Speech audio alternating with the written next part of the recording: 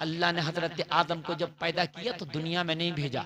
आदम मैंने तुम्हें पैदा कर दिया, पैदा करने के बाद मैंने तुम्हारे लिए बहुत खूबसूरत एक घर बनाया जिसका नाम जन्नत है, जिसमें दूध की नहरें हैं, जिसमें शहद है, जिसमें छलकते जाम है, जिसके अंदर हर चीज की फराबानी है, जहाँ खुशियाँ ही खुशियाँ हैं, जहाँ बीमारी नहीं है, जहाँ तकलीफ नहीं है, जहाँ मर्ज नहीं है, जहाँ मशक्क़तें नहीं है, जहाँ परेशानियाँ नहीं है, जहाँ पर दुश्मनियाँ नहीं है, वहाँ पर बहारें ही बहारें हैं। जन्नत, खुदा की कसम, जो आप अपने दिल में सोचो, जो आप जहन में तसव्वुर करो, जन्नत में वो चीज़ हाजिर कर दी जाएगी। अल्लाह ने हजरत आदम को पैदा किया और पैदा करने के बाद जलसा में आने वालों हजरत आदम को जन्नत में रख दिया। और लोगों सुनो, आप जरा तसव्वुर करो, आज का 3 स्टार होटल जन्नत का मुकाबला नहीं कर सकता, 5 स्टार होटल जन्नत का मुकाबला नहीं कर सकता, 7 स्टार होटल जन्नत का मुकाबला नहीं करता।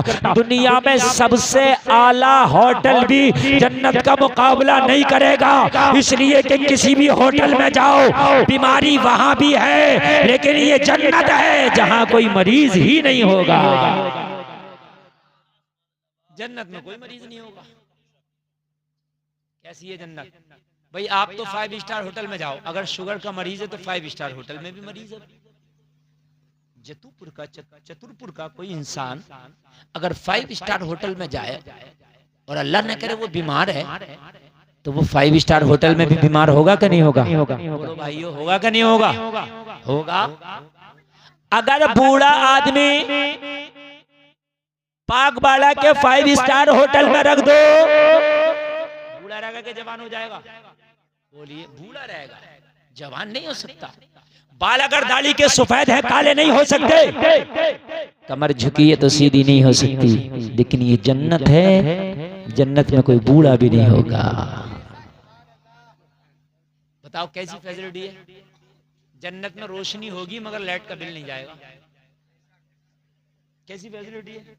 रोशनी होगी मगर लाइट का, हर चीज खाने को मिलेगी मगर खरीदने की जरूरत नहीं है।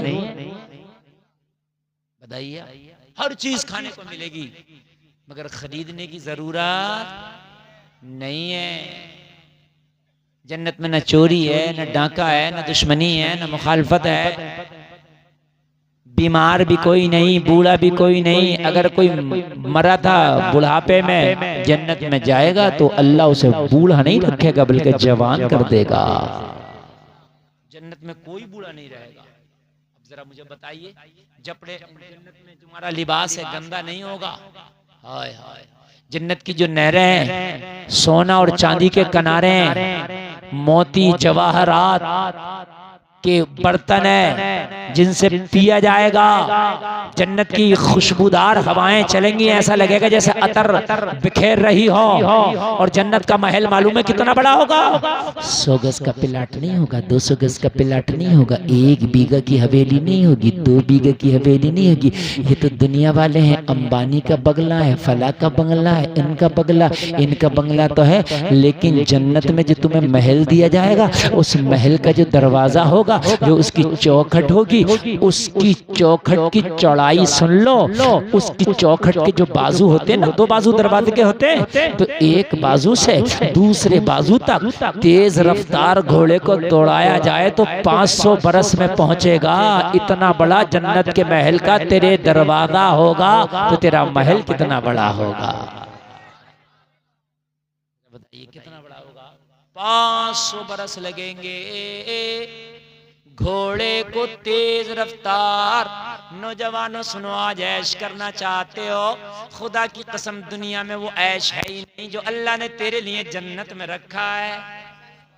और मेरे भाइयों, दुनिया में ऐसा ऐश का तसव्वुर भी नहीं किया जा सकता। दुनिया में ऐसा ऐश कहीं कोई ला नहीं सकता। ऐसा ऐश दुनिया में कोई हो नहीं सकता। दुनिया में कोई घंटा है, कोई लंबा है, कोई गोरा है, कोई काला है। जन्नत में सब खूबसूरत होंगे, सब लंबे होंगे। सुभान अल्लाह बोलो यार। अरे मैं जन्नत की बातें बता रहा हूँ मेरे भाई। कोई आपसे पूछ सकता है तो अगर दुनिया में आपको तकलीफें हैं तो बर्दाश्त कर लेना, मरने के बाद ये सारी तकलीफें भूल जाओगे, तुम्हें जन्नत की शक्ल में अल्लाह तुम्हें तोहफा अता फरमाएगा। नौजवानों, लेकिन ये जन्नत ऐसे नहीं मिलेगी कि गेम खेल रहे हो, मोबाइल पर नमाजें छोड़ रहे हो। नौजवानों, ये जन्नत ऐसे नहीं मिलेगी वालिदैन को सता रहे हो। नौजवानों, ये जन्नत ऐसे नहीं मिलेगी झूठ बोल रहे हो, चुगलियां कर रहे हो, दूसरे की बेटियों को तक रहे हो। नौजवानों, ये जन्नत ऐसे नहीं मिलेगी कि दोस्तों से मैसेज पे मैसेज हो रहा है लेकिन तुझे इतना मौका नहीं है कि मस्जिद में जाकर नमाज भी पढ़ ले, सजदे भी कर ले। ऐसे नहीं मिलेगी। जन्नत परहेजगारों के लिए रखी है, जन्नत अल्लाह ने ईमान वालों के लिए रखी है, जन्नत सजदा करने वालों के लिए रखी है, जन्नत अल्लाह ने सच्चों के लिए रखी है, जन्नत अल्लाह ने पुख्ता ईमान वालों के लिए रखी है, जन्नत अल्लाह ने पर्दे वालों के लिए रखी है, जन्नत अल्लाह ने जो सच्चाई के रास्ते पर चलते उनके लिए रखी है, जो शरीयत के दामन को सख्ती से पकड़ते हैं जन्नत उनके लिए रखी है। तो इतनी खूबसूरत। लेकिन मेरे भाई, अच्छा, जन्नत में एक सबसे बड़ी बात हो रही है, फैसिलिटी जो दुनिया में कहीं नहीं। बता दूं सबसे बड़ी फैसिलिटी क्या है जन्नत में? बोलो, इजाजत है बताऊं? जन्नत में सबसे बड़ी फैसिलिटी यह है कि मौत नहीं है। कितनी बड़ी फैसिलिटी है? कितने बड़े हॉस्पिटल में चले जाओ मौत है। बात है कि नहीं मेरे भाई? वेंटिलेशन पे जाओ वहां भी मौत है, आईसीयू में जाओ वहां भी मौत है, कोसमोस में जाओ वहां भी मौत है, ऑल इंडिया चले जाओ वहां भी मौत है। लेकिन जन्नत में दाखिल हो गए तो मौत नहीं है। कितनी बड़ी फैसिलिटी है। और बताओ एक फैसिलिटी, जहन्नम में जिन लोगों को डाला जाएगा, जहन्नम के लोगों को तो अल्लाह निकालेगा जहन्नम से, लेकिन जन्नत में जिसे रखा जाएगा उसे कभी जन्नत से निकाला नहीं जाएगा। कितनी बड़ी फैसिलिटी है। न कभी मौत न कभी जन्नत से निकाला जाएगा, जहन्नम से लोगों को निकाला जाएगा। कौन से लोग होंगे? कुछ लोग वो होंगे जो गुनाहगार होंगे, खताकार होंगे, सियाहकार होंगे, मुजरिम नकारा होंगे, और वो जहन्नम में जलेंगे। जब अपने गुनाहों की सजा पा रहे होंगे तो करीम मुस्तफ़ा जब अपने उम्मतियों को जन्नत में दाखिल कर चुके होंगे तो रब की बारगाह में अर्ज करेंगे, मेरे मौला अब उन बंदों को भी बख्श दे जिनको तूने गुनाहों की वजह से जहन्नम में डाला था। लोगों, अल्लाह की रहमत को जोश आएगा और फिर वो गुनाहों की सज़ा पाएंगे, और गुनाहों की सज़ा पाने के बाद फिर उनको भी जहन्नम से निकाल के जो ईमान वाले होंगे जन्नत में रखा जाएगा। लेकिन मेरे प्यारे, जब तक हालत ख़राब हो जाएगी, मालूम है जहन्नम के जो उक़बे हैं ना बहुत ख़तरनाक है, जहन्नम की जो गहराई है ना बड़ी ख़तरनाक है, जहन्नम की जो आग है ना बड़ी ख़तरनाक है, जहन्नम का जो अज़ाब है ना बड़ा ख़तरनाक है। आप सोच रहे होगे हजरत जब जहन्नम में जाना ही है, वो जब जन्नत में मिल ही जाएगी तो टेंशन किस बात की। लेकिन मेरे भाई, जन्नत कब मिलेगी गुनाह के बाद? हाय हाय, जरा आओ मैं आपको सुनाता हूँ जहन्नम की कहानी। जलसे में आने वालों, जहन्नम में एक लम्हा रहना भी बड़ा मुश्किल है। लोगों, एक वक्त की नमाज जिसने जानबूझ करके छोड़ी, 2,88,00,000 बरस उसको जहन्नम में जलाया जाएगा। एक वक्त की नमाज छोड़ने के बदले में जलसे में आने वालों, जन्नत तो मिलेगी लेकिन कब जाके मिलेगी हिसाब तुम लगा लो। अगर कैलकुलेटर चलाना आता हो, जहन्नम की गहराई इतनी होगी कि जब अल्लाह जहन्नमी को जहन्नम में फेंकेगा 70,000 बरस उसको नीचे जाने में लगेगा, नीचे गिरता ही जाएगा, गिरता ही जाएगा। 70,000 बरस के बाद जाके कहीं वो जहन्नम में पहुंचेगा। वो लोगों जरा गौर करो, इतना बदबूदार जहन्नम होगा कि लोगों को बदबू के मारे ठिकाना ना होगा। प्यास की शिद्दत से लोग तड़प रहे होंगे, लोग आग के जूते, आग की टोपी, आग का बिछौना, आग का कपड़ा, आग की जंजीर, आग के संदूक में बंद करके डाल दिए जाएंगे। लोगों प्यास की वजह से ज़बानें लटक आएगी, नीचे का होंठ लोगों के घुटने में लगेगा प्यास की वजह से।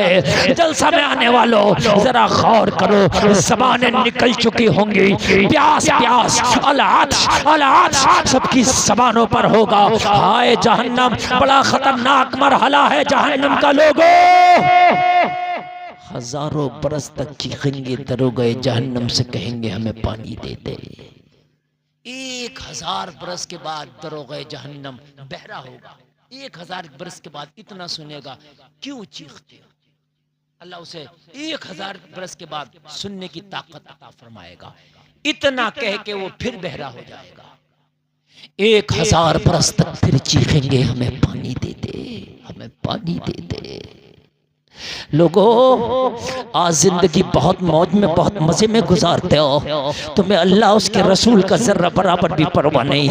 नमाजों के वक्त निकलने तुम्हें परवाह नहीं, अज़ानें हो रही हैं तुम्हें परवाह नहीं, वालिदैन की गुस्ताखियां कर रहा हो तुम्हें परवाह नहीं, झूठ बोल रहा हो तुम्हें परवाह नहीं, चुगलियां कर रहा हो तुम्हें परवाह नहीं। जलसे में आने वालों जरा गौर करो, बड़ा खतरनाक है जहन्नम का मराला।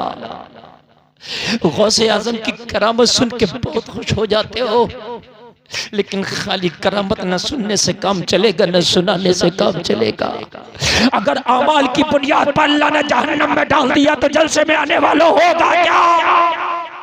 3000 साल तक ये चीखेंगे पानी पानी। 3000 साल के बाद दरोगे जहन्नम को अल्लाह सुनने की ताकत देगा। ये पूछेगा क्यों शोर लगाया है? कहेंगे 3000 साल हो गया तू सुनता नहीं, तू ठंडे पानी की नहर पे खड़ा है, तेरे पास ठंडे ठंडे पानी है, तू हमें थोड़ा सा पानी नहीं दे सकता? 3000 साल हो गया चीखते हुए, क्या सुन नहीं सकता? दरोगे जहन्नम जवाब देगा, जब तेरी पड़ोस की मस्जिद में हय्या अलस्सलाम मुअज्जिन पुकारता था, आओ नमाज की तरफ, तो उस वक्त तू अपने कामों में मशगूल रहता था, बातों में मशगूल रहता था, दुनियादारी में मशगूल रहता था। अजान हो जाती थी, मस्जिद में जमातें भी खड़ी हो जाती थी, तूने कभी सुना मुअज्जिन की आवाज को? जब तू बहरा हो गया था, आज मैं बहरा हो गया हूं। खतरनाक मसला मेरे असीसों, बड़ा खतरनाक, बड़ा असीसों। खाएंगे, ठोटर का दरख्त होगा, जब फल खाएंगे जहन्नमी तो कांटेदार फल होगा, हलक में अटक जाएगा। हाय हाय, चीखेंगे कैसा भी पानी दे दे हमें ताकि ये हलक से नीचे उतर जाए। इनको खोलता हुआ पानी दिया जाएगा, जब पिएंगे तो आंतें कट के गिर जाएंगी। मौत नहीं आएगी, लेकिन ये दुनिया नहीं है कि दुनिया में मौत आ जाए, वहां मौत नहीं आएगी। जैसे ही चर्बी पिघलेगी, आंतें कट के गिरेंगी, अल्लाह फिर से हड्डियों पे खाल दोबारा चढ़ाएगा। बड़े खतरनाक मरहले हैं मेरे अजीजों। तुम तो करामत की तकरीरें सुनने में बड़े खुश होते हो, नारे लगा देते हो कि गौसे आजम की करामत, ये ख्वाजा पाक की करामत, लेकिन जहन्नम को भी कभी सुना करो, बड़ा खतरनाक है, बहुत खतरनाक है मेरे अजीजों। जहन्नम के कुछ तबके ऐसे हैं, इतने खतरनाक हैं कि अल्लाह से जहन्नम भी पनाह मांगता है, जहन्नम के उन तबकों से। इतने खतरनाक तबकात हैं जहन्नम में मेरे अजीजों। बताओ क्या होगा अगर उसमें कुछ टाइम के लिए अल्लाह ने डाल दिया, क्या होगा उस जहन्नम में? नींदें कैसे आ जाती हैं मेरे अजीजों, हमें नींद कैसे आ जाती है? खुदा की कसम, अगर जहन्नम के बारे में सुन लिया या पढ़ लिया तो नींद हराम हो जाएंगी। सहाबा किराम का हाल ये था कि अल्लाह की कसम रोते रहते थे, ये गोश्त गल गए थे उनके, ये गोश्त गल गए थे, रातों दिन आंसू बहाते थे, ये जो गालों के गोश्त थे ना, ये गल गए थे, रोते रोते ये हाल था इनका। आज मैं आपको बताऊं सहाबा की थोड़ी सी जिंदगी, हमारे तो नामा अमाल काले पड़े, हमारे तो करतूत ऐसे कि खुद अगर अपने नामा अमाल को सोचें तो शर्म आती है। क्या जन्नत मिलेगी यार। हजरत उमर इब्ने खत्ताब, जो खुदा की कसम मेरे नबी ने फरमाया था कि अगर आसमान के सितारों के बराबर किसी की नेकी है तो वो उमर इब्ने खत्ताब की है। इतना बड़ा दर्जा हजरत उमर का। हजरत उमर जब ईमान न लाए थे तो मेरे नबी ने दुआ करके उमर को मांगा था, या अल्लाह मुझे उमर दे दे। उमर ने कलमा पढ़ा था। एक शख्स लिखा जाता, तारीखों में आता है कि अगर उमर जैसा एक शख्स और होता तो पूरी दुनिया में मजहब इस्लाम होता। नबी फरमाते मेरे बाद अगर कोई नबी होता तो उमर होता। मैं अपनी बात बता रहा हूँ, अल्लाह की कसम मिंबर रसूल पे बैठा हूँ। मैंने अपने बचपन में जब जहन्नम की वाक़ियात सुने वो पढ़े, खुदा की कसम मुझे रातों को नींद नहीं आती थी। मैं अपनी बात बता रहा हूँ, ये जब की बात है जब मैं बालिग भी नहीं था, यानी जब मेरी उम्र रही होगी 12 साल 13 साल, नींद नहीं आती थी। ऐसी नींदें उड़ गई थी, ऐसी चारपाई पे लेटे वही जहन्नम की बात, जहन्नम के ख्यालात सामने आते थे। या अल्लाह होगा क्या, होगा क्या मेरे रब। कब्र इतनी खतरनाक है कि जब कब्र में बंदा जाएगा तो उसे दबाती है, इधर की पसली इधर, इधर की पसली इधर कर देती है। इतनी खतरनाक है कब्र। सांप हैं, बिच्छू हैं, कीड़े हैं, मकोड़े हैं कब्र में, घप अंधेरा है।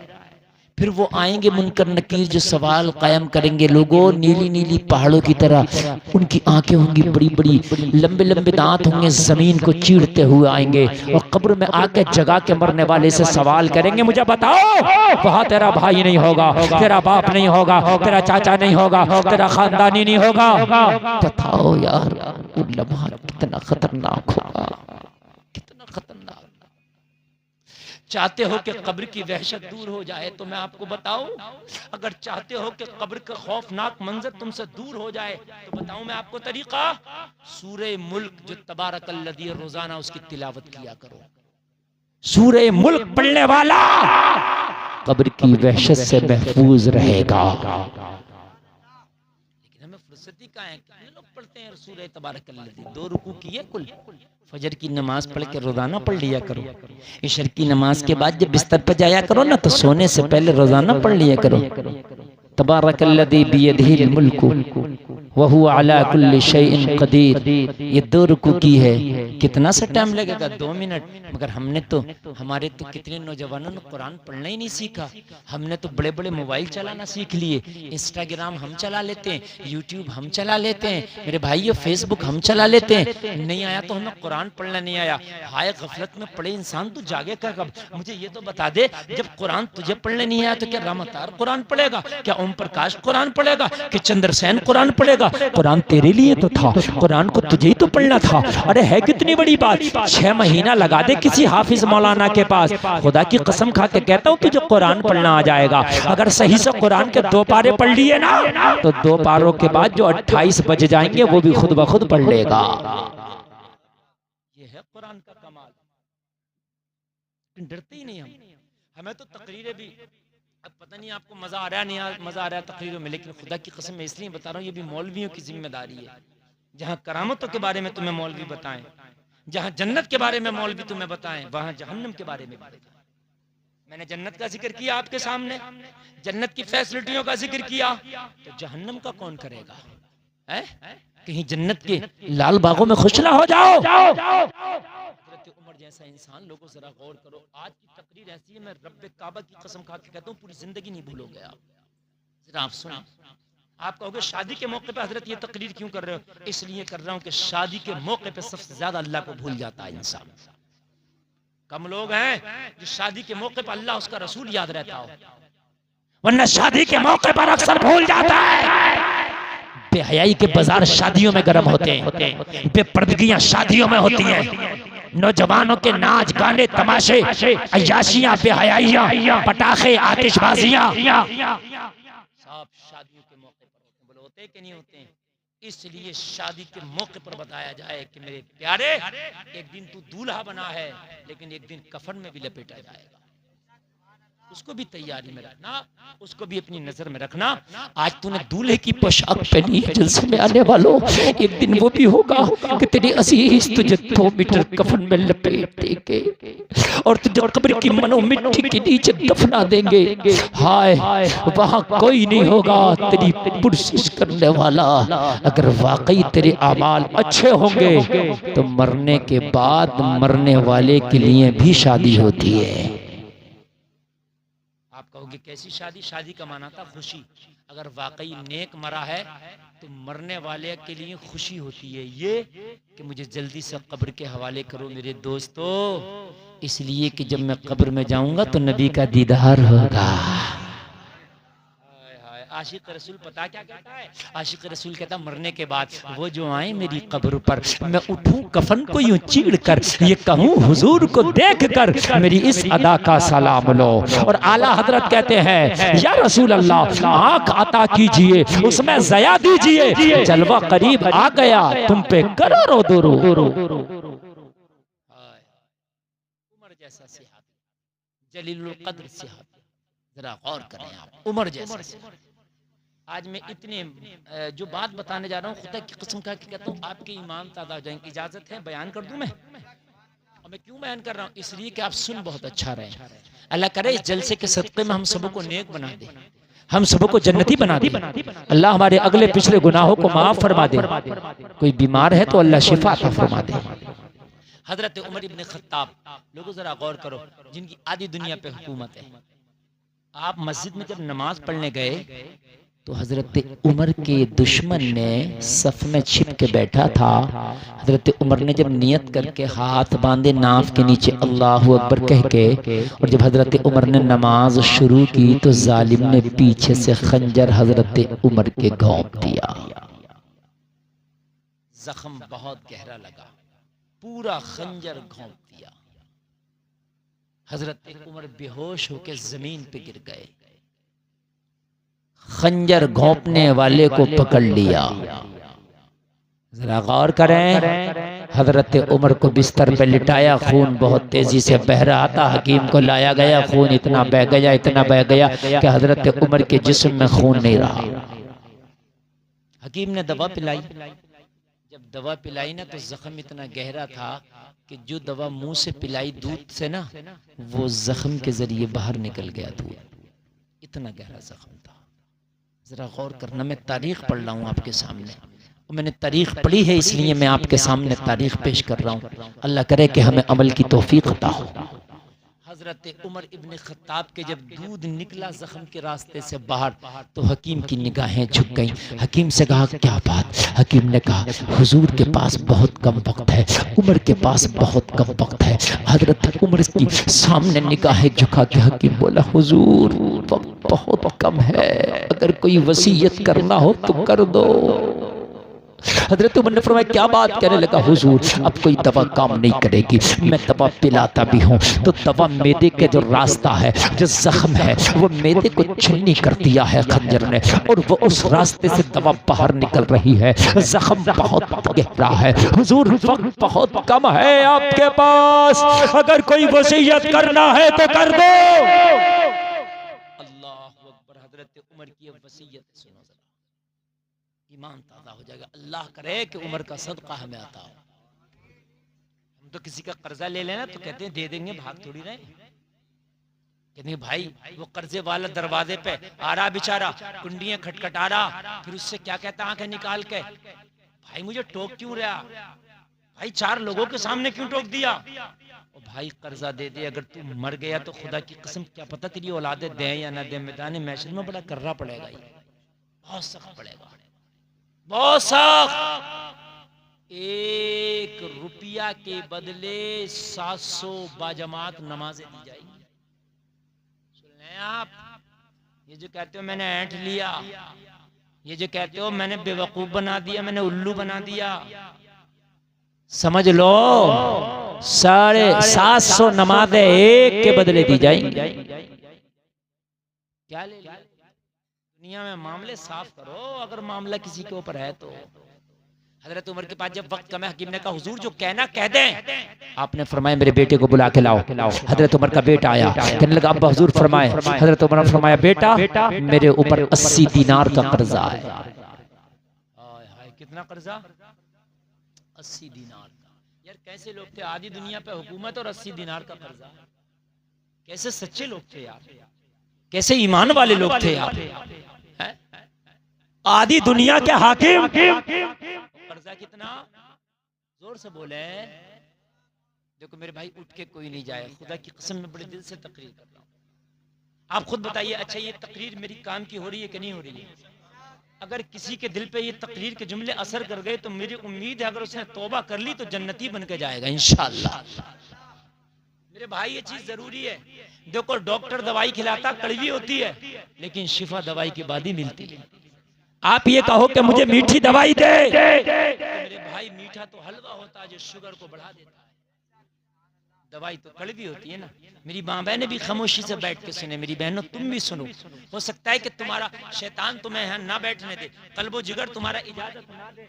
सोचे यार मौलाना तो पता नहीं बड़ी कैसी तकरीर कर रहे हैं, आज तो मजे की तकरीर होना चाहिए थी। मेरे भाइयों, अगर तौबा कर ली तो खुदा की कसम मरने के बाद तुम कहोगे कि कोई मौलाना आया था जिंदगी सुधार के चला गया। मुझे बताइए 80 दिनार का कर्जा, आधी दुनिया पर हुकूमत, यहाँ तो अगर कोई मंत्री बन जाना छोटा सा, कोठी अलग ही दिखे। गलत कह रहा हूं मैं? उसकी तो उसकी 7 नस्लों तक की कोठी दिखे कि मंत्री साहब की कोठी है। ये बात हकीकत है कि नहीं है? मगर मेरे अजीजों, उमर इब्ने खत्ताब की आधी दुनिया पर हुकूमत और विसाल के टाइम 80 दिनार का कर्जा। हाय हाय। और एक बात बता दूं हजरत उमर की जिंदगी की, यार तुम तो हैरत में पड़ जाओगे। सुने जरा, हजरत उमर रात में कुछ लिख रहे हैं। आवाज आ रही है? रात में क्या कर रहे हैं? कुछ चिराग जल रहा है। क्योंकि उस जमाने में ये लाइट तो थी नहीं, चिराग से काम होते थे। चिराग जल रहा है। हजरत अली तशरीफ ले आए हजरत उमर के पास। हजरत अली से हजरत उमर ने पूछा कैसे आना हुआ?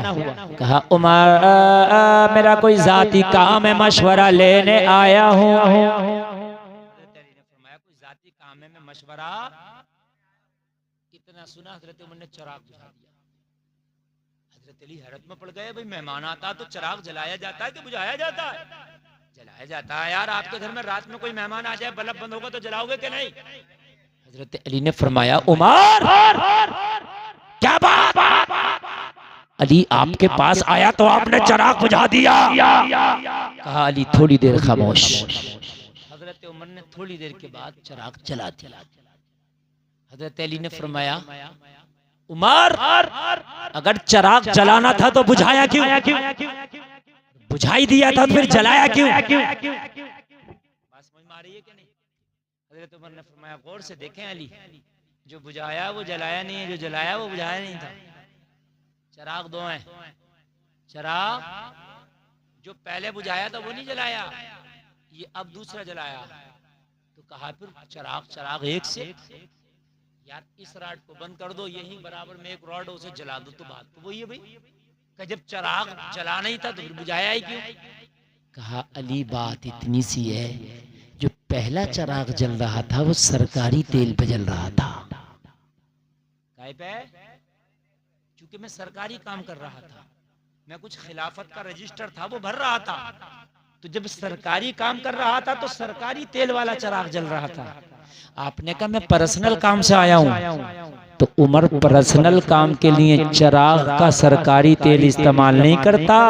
मैंने अब अपना जाती चिराग जलाया है। जब तक आप मुझसे पर्सनल बात करेंगे मेरा जाती चिराग जलेगा। ये है उमर इब्ने खत्ताब। लाओ, हमसे कहा जाते हैं कि गद्दार है मुसलमान, गद्दार है। आपने अपनों की तारीख पढ़ी कब, सुनी कब? तुम्हारे असली हीरो तो ये हैं। महात्मा गांधी ने कहा था अगर मुझसे कोई सादगी की मिसाल पूछे तो मैं श्री कृष्ण या राम की नहीं दूंगा, मैं उमर और अबू बकर की मिसाल दूंगा। उन्होंने कहा था कि पूरी दुनिया में इनसे ज्यादा सादगी कहीं पाई नहीं जाती है। यहाँ तो हाल ये है कि सरकारी कामों पे जो मामलात आते हैं वो खा जाते हैं। कहाँ 25 पैसे लग रहा, रोड पड़ रहा है, इधर से पड़ता जा रहा, पीछे से टूटता जा रहा। मेरी बात गलत तो नहीं है? यही बात है मेरे भाइयों, क्योंकि 20% लग रहा है उसमें, 80 तो जा रहा ना साहब। अगर पूरे का पूरा लग जाए तो रोड टूट जाए। लेकिन ये उमर इब्ने खत्ताब है कि हाँ अली जब तक मेरी और आपकी पर्सनल बात चलेगी मेरा पर्सनल चिराग चलेगा। यार जरा जोर से बोलो अल्लाह अल्लाह अल्लाह अल्लाह। लोगों हाथ बढ़ाते हो, 2 नंबर का कमाते हो। अच्छा बहुत से लोग क्या कहते हैं, भाई मौलाना साहब बड़ी मेहनत करके देख ली, जब तक 2 नंबर का काम नहीं करेंगे जब तक मालदार नहीं हो सकते। बहुत से लोग कहते हैं तू 2 नहीं तू 5 नंबर का कर ले, 50 नंबर का कर ले, मिलेगा उतना ही जितना अल्लाह ने लिखा।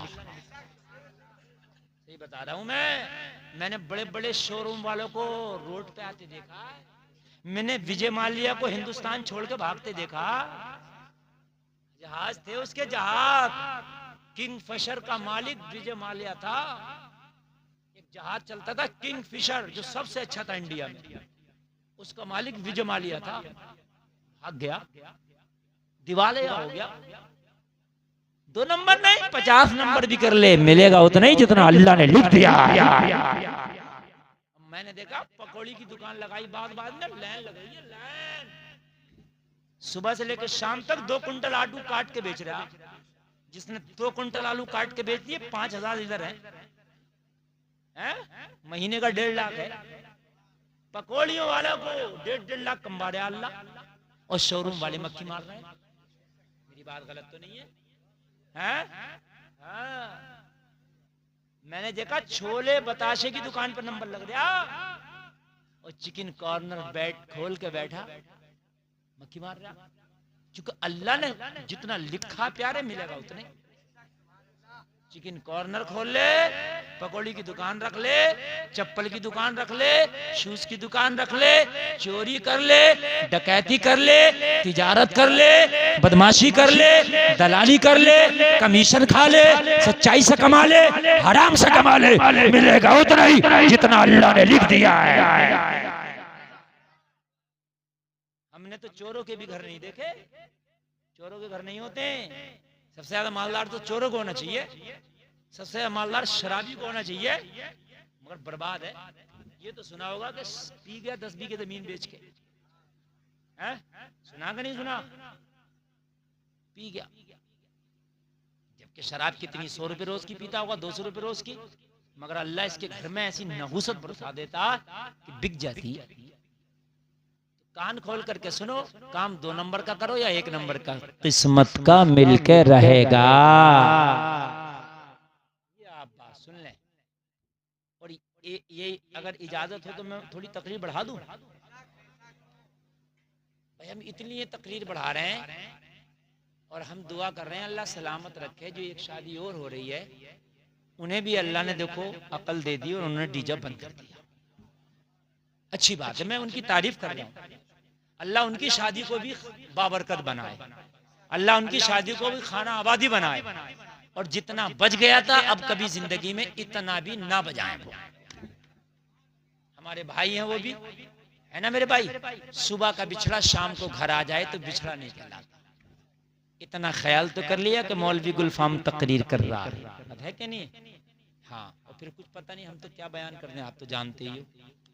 हाँ, तो इसलिए अल्लाह सलामत रखे। बड़ा अच्छा आप सुनने, अब सुनने तो मैं सुना दूं।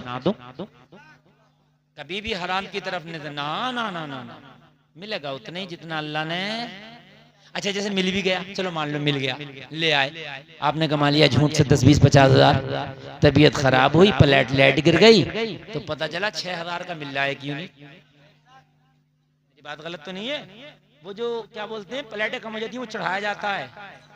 हाँ, जम्मू पे बड़ा महंगा, समझ रहे हैं आप? 2-3 चढ़ जाए, गया महीने भर का। तो इससे हलाल की खाओ ताकि जम्मू पैक का नंबर ना आए। बात है कि नहीं मेरे भाइयों? तो भाई रहेगा उतना ही जितना क्या। एक औरत रहा, बड़ी दुआएं मांग रही, बड़ी दुआएं मांगी, बड़ी दुआएं मांगी बहुत। अल्लाह ने फरमाया ज्यादा ना मांग, तेरी किस्मत में अभी है नहीं। का नहीं, या अल्लाह तू मुझे अता फरमा दे, या अल्लाह तू मुझे अता फरमा दे, बस सजदे में गिर के मांग। अच्छा, कभी कभी ऐसा होता हम दुआ करते हैं कबूल नहीं होती, ऐसा होता तो आप परेशान ना हुआ करे, वो हमारे हक में चीज बेहतर ही नहीं है इसलिए अल्लाह हमें नहीं दे रहा। क्या पता, अरे हमें अल्लाह पैसा दे दे, क्या पता हम बिगड़ जा। अल्लाह पैसे दे दे, क्या पता हम अय्याश हो जाए। अल्लाह माल दे दे, क्या पता हम राह से भटक जाए। तो अल्लाह अगर गरीबी दिया है और हमें अमीर ही नहीं दे रहा दुआ के बाद में भी, तो राजी रहो, या अल्लाह इसमें भी कोई हिकमत होगी होगी होगी होगी होगी। मांग रही दुआ, या अल्लाह मुझे अता कर, अता कर। अल्लाह अल्लाह की रहमत को जोश आया, मैं मना कर रहा हूँ, नहीं मानती। अच्छा बता क्या मांगे? जा, मैंने तुझे भी एक दुआ दी, एक दुआ तेरी कबूल करूंगा, एक तेरे शोहर की कबूल करूंगा, और एक तेरे बेटे की। 3 थे, शोहर, बीवी, बेटा। जा, तेरी तीनों की कबूल, मांग लो जो चाहो। तो बड़ी खुश शिकालम ने। लेकिन भाई कभी कभी मामला ऐसा होता दुआ कबूल होके भी मामला झूके, क्योंकि अल्लाह ने जो लिखा वो हो करेगा।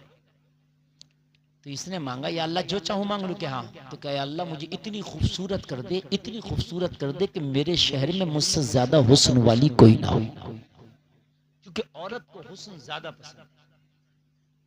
अल्लाह ने कर दिया। अरे अल्लाह के लिए कोई मुश्किल है?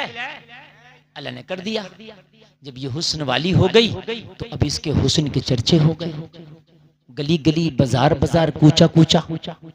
बादशाह का जो बेटा था शहजादा, उसके कान तक खबर पहुंची, फला शहर में एक औरत इतनी खूबसूरत है कि उस जैसी कोई है ही नहीं। अब बादशाह का बेटा आ गया, देखा तो वाकई खूबसूरत, कहने लगा तुझी से शादी करूंगा। कहने लगी मैं शादीशुदा हूं, मेरा बच्चा भी। कहने लगा इससे कोई मतलब नहीं, जब पसंद आई है शादी तुझसे करूंगा। अब यार शहजादा है, बादशाह का बेटा, कौन हाथ रोके? इसने बिठाया अपनी बग्गी में और लेके चलता बना। अब पछता रही थी, या अल्लाह इससे बेहतर तो वही था मेरा। मैं अपने घर में तो थी, अपने शौहर के पास थी, अपने बच्चे के पास थी, इससे बेहतर तो वो मेरा पुरानी जिंदगी थी।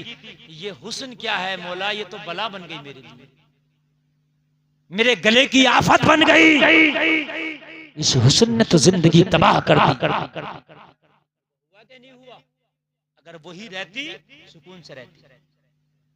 अच्छा बादशाहों का तो मामला आप जानते हो, कोई बादशाहों का ये मसला थोड़ी था एक ही शादी कर ली, कई कई भी करते थे। कई कई रानियां होती थी, उनकी जो पसंद आया उसी से शादी कर ली उन्होंने। समझ रहे हैं आप? बादशाह बड़े बड़े याश भी होते थे। तो कहने लगी या अल्लाह इससे बेहतर तो वही था। अब पता चला या अल्लाह तेरे हर काम में हिकमत है। तेरे हर काम में क्या है? कभी कभी बारिश ज्यादा होती है तो क्या कहते हैं, अरे भाई दिख ही नहीं रहा, इतनी बारिश हो रही है, सब फसल खराब हो गई। और भाई जितना तुझे दिख रहा ना, बस तुझे तेरे हिसाब से दिख रहा है। अल्लाह वो है जो पूरी कायनात को देख रहा है। बारिश में तुझे थोड़े से धानों का फायदा नुकसान लग रहा, अल्लाह कायनात का फायदा देखता है। कुछ जानवर ऐसे भी हैं जो बारिश के बाद ही पानी मिलता है, कुछ कीड़े जमीन में ऐसे हैं कि बारिश के बाद ही उन्हें पानी मिलता है। तो तू दुआ कर रहा है कि बारिश ना हो, मेरा धान खराब ना हो जाए, और वो कीड़े दुआ नहीं कर रहे हैं या अल्लाह तू बारिश बरसा ताकि हमें पानी मिल जाए। तो अल्लाह तो सबकी सुनता है ना, जो बेहतर है वो करता है। भाई समझ में आ रही है बात? तो अब बाप और बेटा बचे, इनकी दुआ बाकी रह गई थी, चूंकि तीनों की एक एक दुआ, तीनों को एक एक दुआ अल्लाह ने दी थी।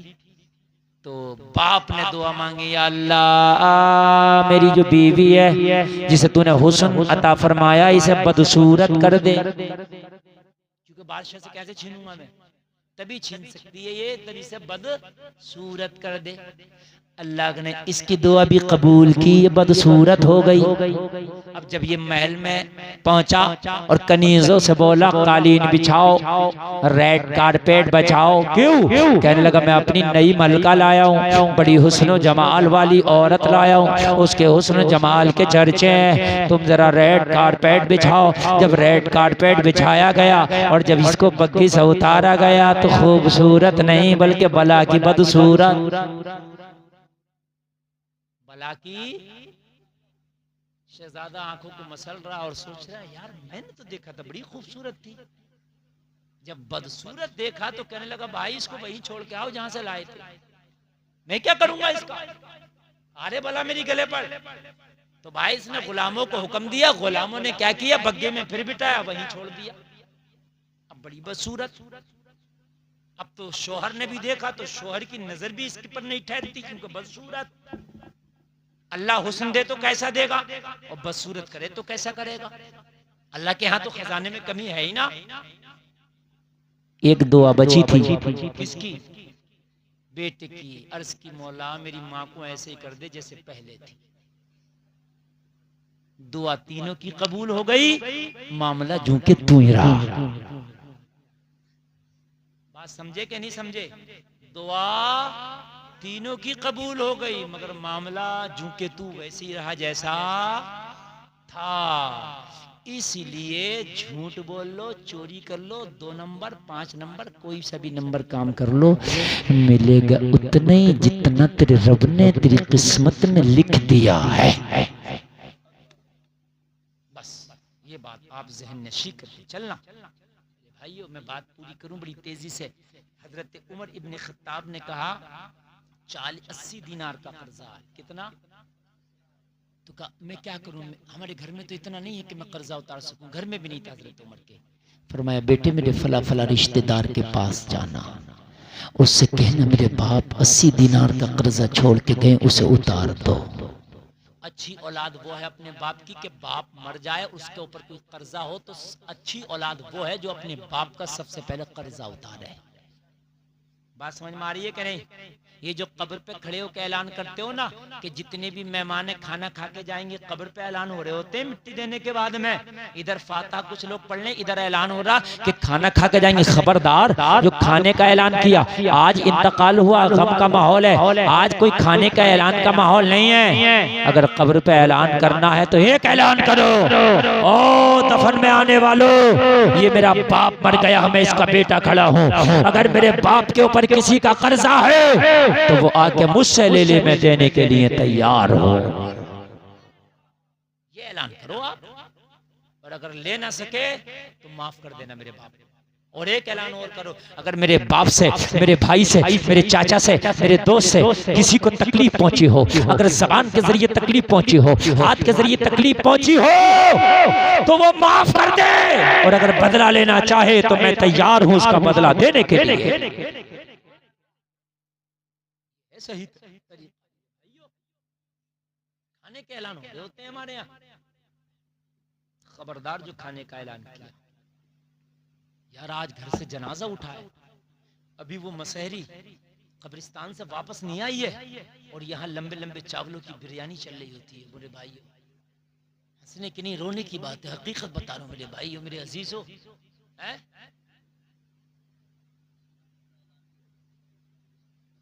सलामी कर लें, हाँ गलत है मेरे भाई।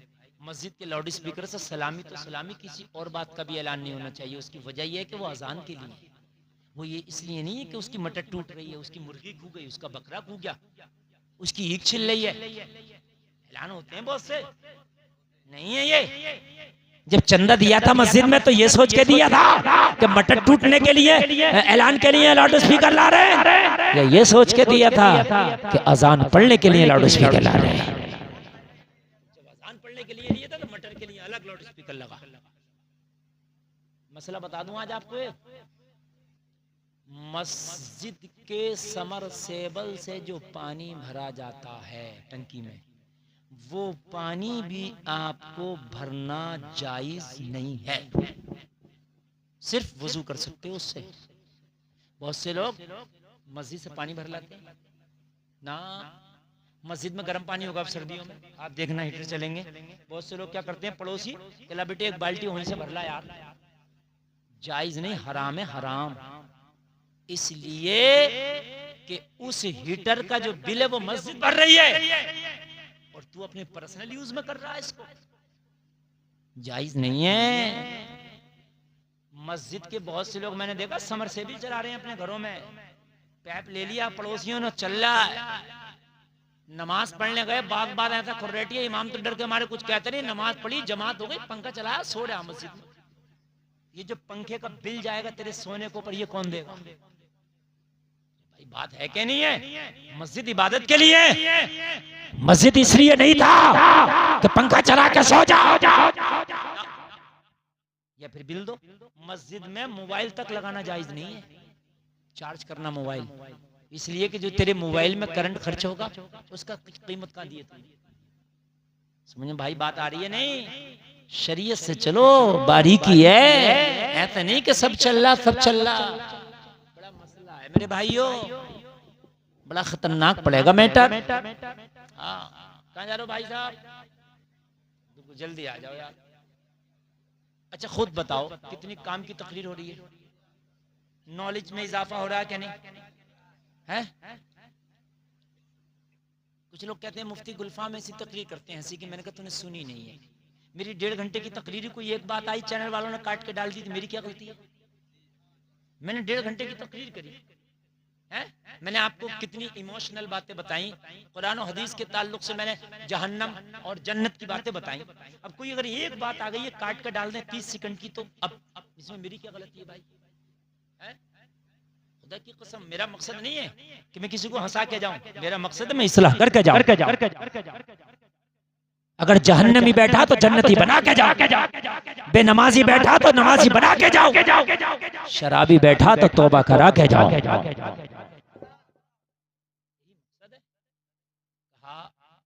उमर की बारगाह में, अब्बा हुजूर अगर रिश्तेदार भी ना दें वो कर्जा तो कोई जरूरी है? तो कहा मेरे फला फला दोस्त के पास जाना, उससे कहना मेरे बाबा का कर्जा उतार दो।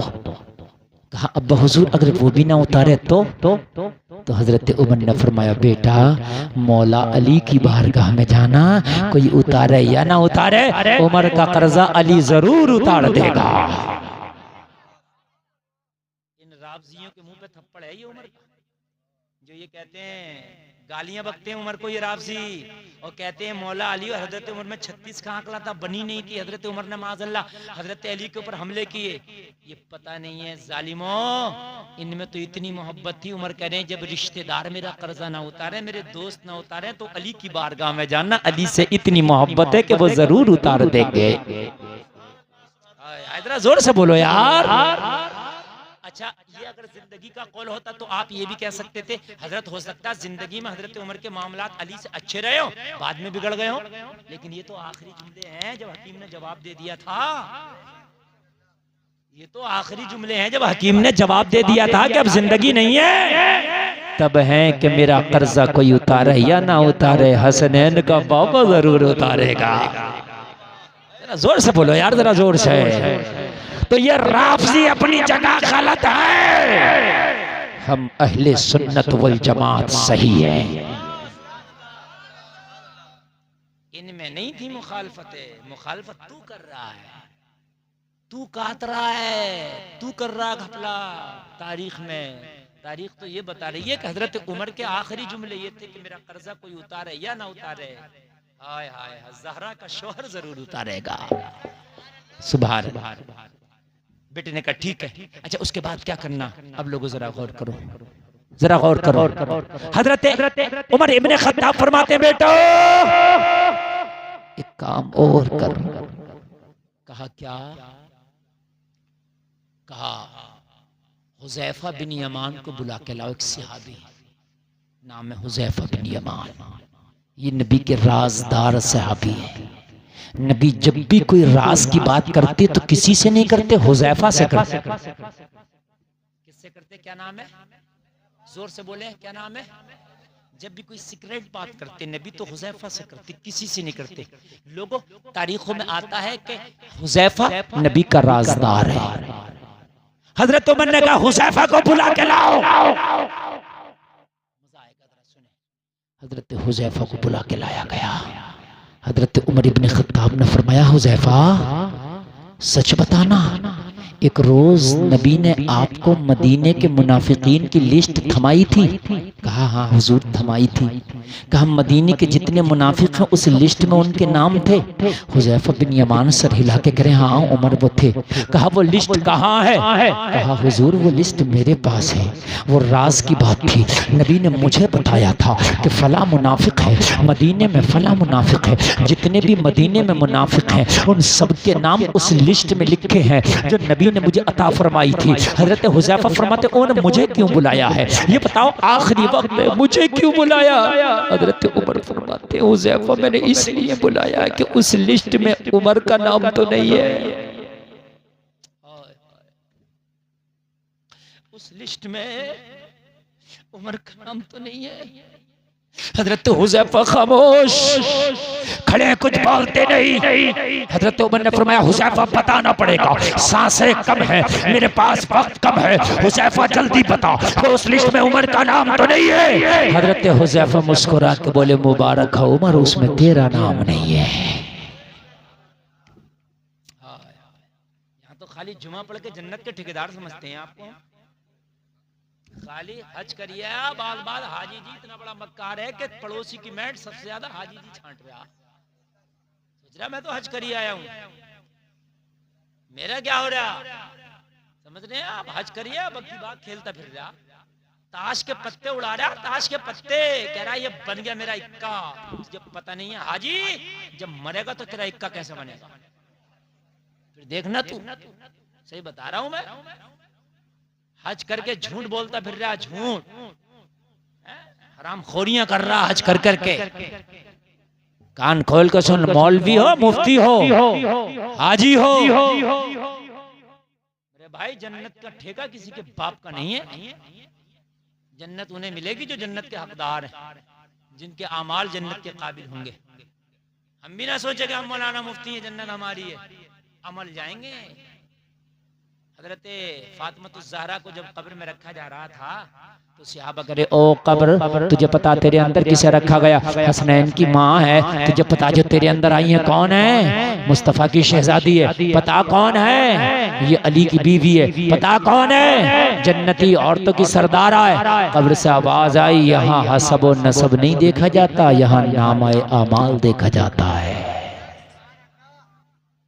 यहाँ ये नहीं देखा जाता किसका बेटा किसका पोता, यहाँ ये देखा जाता नामाए अमाल कैसा है।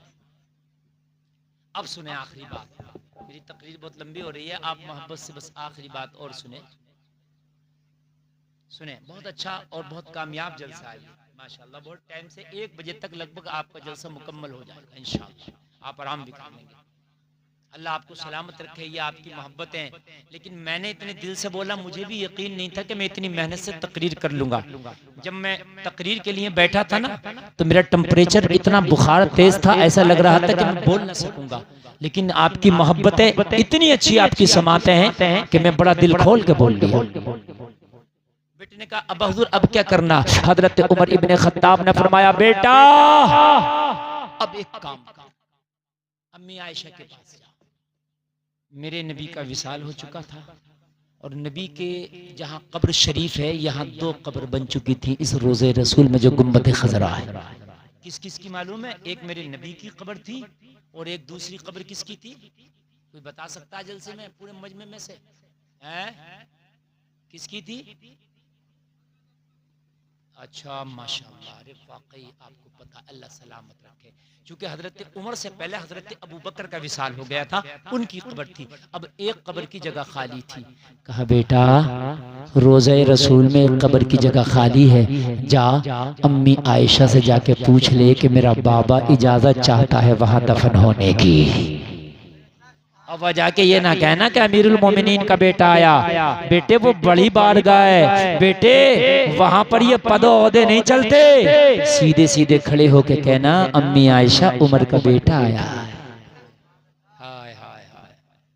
अगर इजाजत दे दें तो मुझे रोज़े रसूल में दफन करना, और अगर माँ आयशा इजाजत ना दे तो जन्नतुल बकी में दफन करना।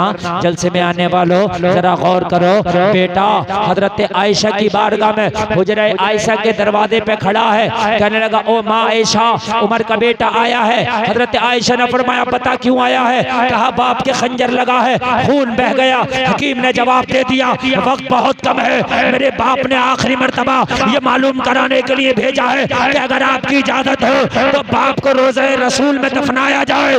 अम्मी आयशा कहती है, ओ उमर के बेटे, ये जगह तो आयशा ने अपने लिए रखी थी, मगर मांगने वाला उमर है, इसलिए ये जगह मैं उमर को अलाट कर देती हूँ।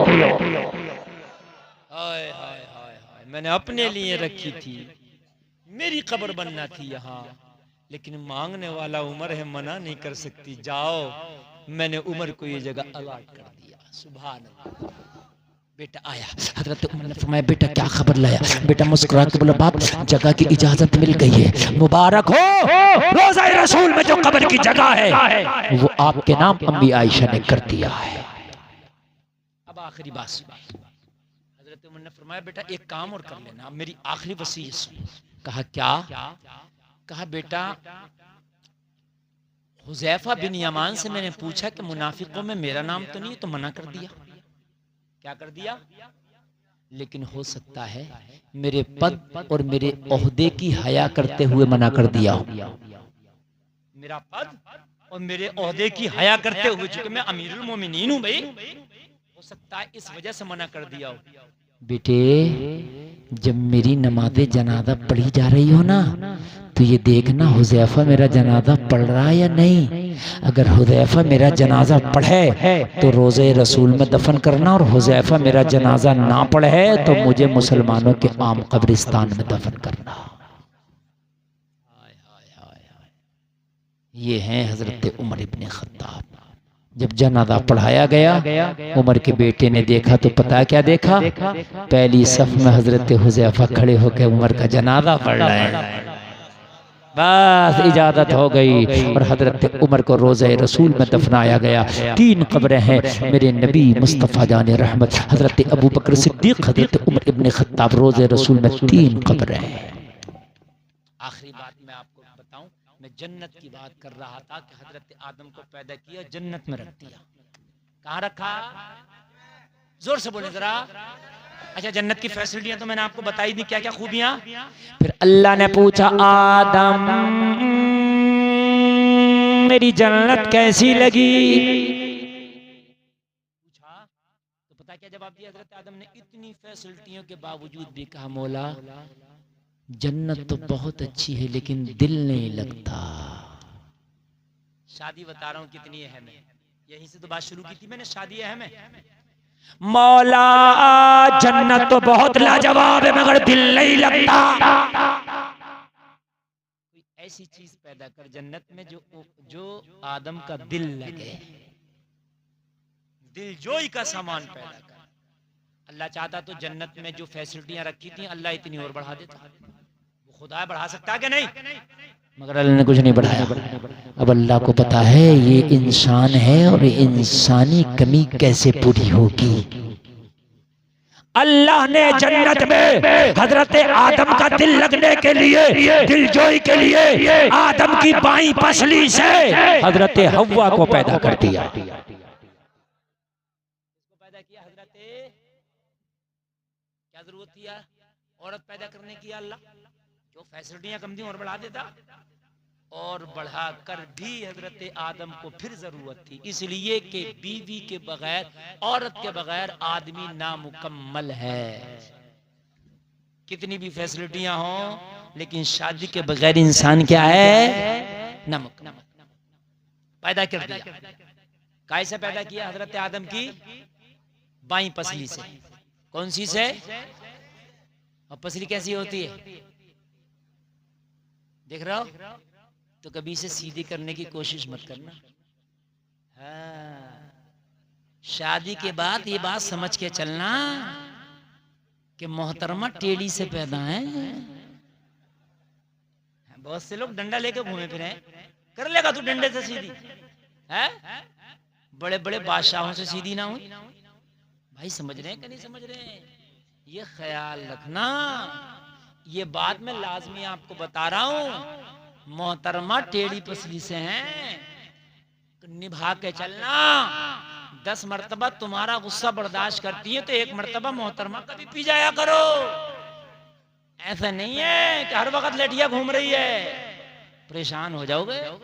हाँ, यही हजरत उमर, इनसे अब पूरी दुनिया डरती थी हजरत उमर से। रूम और ईरान के बादशाह थर-थर कांपते थे उमर का नाम सुन के। शैतान रास्ता बदल देता था हजरत उमर के नाम से। एक सहाबी की बीवी झगड़ा कर रही, कहने लगे उमर से शिकायत लगा के आऊंगा, उमर तुझे डांटेंगे, लगाएंगे फटकार। जब दरवाजे पे पहुंचे तो क्या देखा, उमर खामोश खड़े और बीवी बोल रही है हजरत उमर की जोर जोर से। चुपके से घर आ गए। जब उमर की बीवी बोल रही है तो फिर हमारी की क्या हैसियत? एक दिन कहने लगे, उमर में आया था बीवी की शिकायत लगाने, तो मैंने देखा आपकी बीवी बोल रही थी। हजरत उमर ने मुस्कुरा के फरमाया, ओ सहाबी सुन ले, 10 मर्तबा उमर को गुस्सा आता है, उमर का गुस्सा वो बर्दाश्त करती है, कभी 1 मर्तबा उमर भी उसका गुस्सा पी जाता है। ऐसे तो चलते हैं, ऐसा नहीं है। अगर कभी बीवी तुम्हारी तकलीफ में हो तो उसकी मदद करो, छोटी छोटी बातों पर उसकी तारीफ कर दिया करो। उसने खाना बनाया, खाने की तारीफ कर दी, खुश हो जाए। ऐसा नहीं है कि नमक कम है तो तुम जलील कर रहे हो दूसरों के सामने। मेहमान आए, नमक कम है, फूहड़ है, पकाना नहीं आता, बर्बाद कर दिया खाना, शर्मिंदगी होगी उसको। अगर खाने में तेज मिर्च भी हो गया, नमक भी तेज हो गया, तो मेहमानों के सामने तू उसे नीचा ना दिखा, कि कोई बात नहीं, हो जाता है। हो जाता है, बड़े बड़े बावर्चियों से हो जाता है, लेकिन माशाल्लाह खाना आपने बड़ा अच्छा बनाया और जायकेदार बनाया, इसलिए कि तेरे ससुर ने तुझे बावर्चन नहीं दिए, तेरी बीवी दिए तुझे। बात है कि नहीं? ये नहीं है कि तेरे घर पर 10-10 मेहमान आ रहे हैं तो उसकी जिम्मेदारी है खाना बनाए, उसका हुस्न अखलाक है। ये बात सुन ले, आज मैं मसला बता रहा हूं आपको। औरत के ऊपर शोहर की खिदमत लाजमी है। तेरे 10 दोस्त आ रहे हैं, उनकी नहीं, लेकिन फिर भी अगर खाना बना के खिला रही है तो उसका हुस्न अखलाक है, उस पर उसकी हौसला अफजाई कर। भाई बात समझ रहे नहीं? शोहर के लिए जरूरी है कि वो खिदमत करे। आधी रात में खड़ी हो जाए, शोहर कहे पानी गर्म दे तो आधी रात में गर्म करके दे, आधी रात में ठंडा दे। शोहर करे मेरे पैरों में दर्द है, पैर दबाए। लेकिन 10 मेहमान तुम्हारे आ गए, उनको खाना खिलाए, ये उसका हुस्न अखलाक है। बात समझ में आ रही है भाइयों? तो उस पर तारीफ कर दिया करो, छोटी छोटी बातों पे थोड़े गिफ्ट ला दिया करो। कभी आपने कपड़ा ला दिया, कभी कुछ ला दिया, कभी छोटी छोटी चीजों से ना, ये छोटी छोटी खुशियां जब इकट्ठी होती है ना, तो घरों में जब मुस्कुराहट होती है ना, तो घर जन्नत के नमूने बनते हैं। अरे बात समझ रहे हैं कि नहीं? हमारा एक ड्राइवर है, वो बड़ा अच्छा आदमी है, और उसकी बात में कभी कभी सुनता हूँ तो हैरत में रह जाता हूँ। वो अपने घर को इतने सलीके से चलाता है, गरीबी आदमी है, ज्यादा अमीर नहीं है, लेकिन बाखुदा इतने सलीके से चलाता है। माशाल्लाह बाशरा दाढ़ी है उसकी, समझ रहे हैं आप, और माशाल्लाह नमाजी है, और वो इतने सलीके से चलाता है। एक दिन कहने लगा, हजरत हमारी जो है बेगम ने कहा कि वो मेहंदी लगाना है, तो कौन ला दे? तो मैंने कहा, अरे कौन की बात कर रही हैं आप? आपने बड़ी दिनों में, बड़े टाइम के बाद तो कोई फरमाइश की है। बोले हजरत मुझे भी तो खुशी करना था, मैं 20 रुपए का कौन ला देता, मेहंदी लग जाती। बोले मैंने 20 रुपया खर्च नहीं किया, मैंने 500 रुपया खर्च किया कि मेहंदी लगाने वाली को बुला दी। अरे आपने बड़ी मुश्किल से तो आज फरमाइश की है। तो वो कहने लगी, अरे आपने इतना खर्चा क्या कर दिया? अरे क्या बात है, तुम्हारे लिए 500 रुपये कोई ज्यादा, हालांकि 500 कोई बड़ी रकम नहीं है, लेकिन खुशी की बात मैं आपको बता रहा हूँ। अब आदमी उस 20 रुपए के कौन पे गाली बकता, और बड़े भारी कौन लगागी, बात है क्या नहीं है? और उसमें 2-4 बातें कड़वी कह देता, उसका दिल टूट जाता। औरत अगर अपने शौहर के लिए जीनत कर रही है, जायज है, सवाब है। अगर औरत मेहंदी लगा रही है इसलिए कि मेरे शौहर को मैं अच्छी लगूं, तो इस मेहंदी लगाने पर भी इसे सवाब मिलेगा। समझ रहे मेरे भाइयों? औरत के लिए मेहंदी जीनत है। तो कहने लगा, हजरत मैंने क्या किया, 500 रुपए में एक मेहंदी लगाने वाली जो होती है आर्टिस्ट, उनको बुला दिया, उन्होंने बड़ी अच्छे से मेहंदी लगाई। और मैंने कहा अब तुम्हें उतरना नहीं है, चाहे मुझे थोड़ा सा काम करना पड़ जाए, लेकिन जब तक मेहंदी सूख ना जाए आराम करना। कहने लगे, हजरत क्या मेरा घर जन्नत का नमूना है, मैंने 1-2 घंटे थोड़ा सा मतलब कुछ करने का भी होगा कर दिया और दिल खुश कर दिया। बोले हजरत जो पूरा हफ्ता हमारी अहलिया ने हमारी खिदमत की है, कपड़े, चाय गरम, पानी गरम, बोले हजरत घर आए तो बिल्कुल खाना गरम, चाय गरम, तो तेरे 500 रुपए और 2 मीठे जुमलों से अगर तेरी जिंदगी खूबसूरत बन रही है तो तू बेवकूफ क्यों बन रहा है? बात है कि नहीं? छोटी सी जिंदगी को खूबसूरत करने के लिए आपको अपनी रविश को चेंज करना होगा मेरे भाइयों। अल्लाह के रसूल सल्लल्लाहु ताला अलैहि वसल्लम हजरत अम्मी आयशा फरमाती हैं, कहती हैं कि नबी इतनी मोहब्बत फरमाते थे कि कभी कभी जिस कटोरे से मैं पानी पीती, अल्लाह के रसूल उसी कटोरे से पानी पीते, और जिस जगह से मैं मुंह लगा कर पानी पीती, अल्लाह के रसूल उसी जगह से मुंह लगा कर पानी पीते। मगर अल्लाह सुधार दे, आजकल के कुछ माँ बाप बुढ़िया बुढ़े भी ऐसे हैं, पता नहीं इनके पेटों में दर्द होता, अगर बेटा बीवी के साथ खाने लगे, ओ ये तो जोरू का गुलाम हो गया, पूरे महल्ले में फजीते करते फिर रही है। अरे बीवी के साथ तो खा रहा है, किसी गैर के साथ थोड़ी ना खा रहा, खुश हो जा। अगर तेरे बेटे में तेरी बहू में मोहब्बतें रहेंगी तो ना तेरा बेटा गुनाहों की तरफ जाएगा, ना तेरी बहू गुनाहों की तरफ जाएगी। साथ में खाया करो बीवियों को, इससे मोहब्बतें बढ़ती हैं। भाइयों ये इस्लाम है, ये मैं जो आपको बता रहा हूँ ये इस्लाम है। पहले एक तबाक में खाता था पूरा घर, मोहब्बतें इतनी होती थी, इतनी मोहब्बतें होती थी कि दूर का भी अगर चच्चा है ना तो इतनी मोहब्बत से बोलता था, जोर से नहीं बोलता था, चच्चा आ गए। अब तो भैया का गिरेबान पकड़ के घूम रहा, खत्म हो गए, डिस्पोजल प्लेटें चल रही है, खाओ फेंक दो। कहाँ गए? अखलाक और किरदार सब खत्म है। पहले साथ में खाते थे, मैंने अपने बचपन में देखा इतना बड़ा तबाक होता था, शकराना हो गया और 5 लोग और मेहमान सब उसी में खा रहे हैं। मेरे भाई होता था नहीं होता था? अब तो डिस्पोजल है, खाओ फेंक दो। तो जैसे खाने वैसे ही तुम्हारे रख रखाव भी हो। अल्लाह मेरे भाइयों हमें शरीयत पे अमल की तौफीक अता फरमाए। और टेढ़ी पसली से पैदा, कान खोल करके सुने। और एक बात मैं आपको और बता दूं मेरे भाइयों, एक बात मैं आपको और बता दूं, वो बात ये है कि औरत के साथ मयाना रवि इख्तियार किया। मयाना रवि मतलब दरमियाना, दरमियान, क्योंकि बीच की पसली से पैदा किया अल्लाह ने, पैर से पैदा नहीं किया, ठुकराने की चीज नहीं है। न सर की हड्डी से पैदा किया, एकदम सर पे बिठाने की भी नहीं है। बहुत से लोग ऐसे होते हैं कि ऐसा सर पे बिठा लिए कि उसके चक्कर में फिर वो काला देख ही नहीं रहा है, उसी की बस हर हमें बीच की चाल। ना उसे जलील करो, ना उसे रुसवा करो, ठीक है?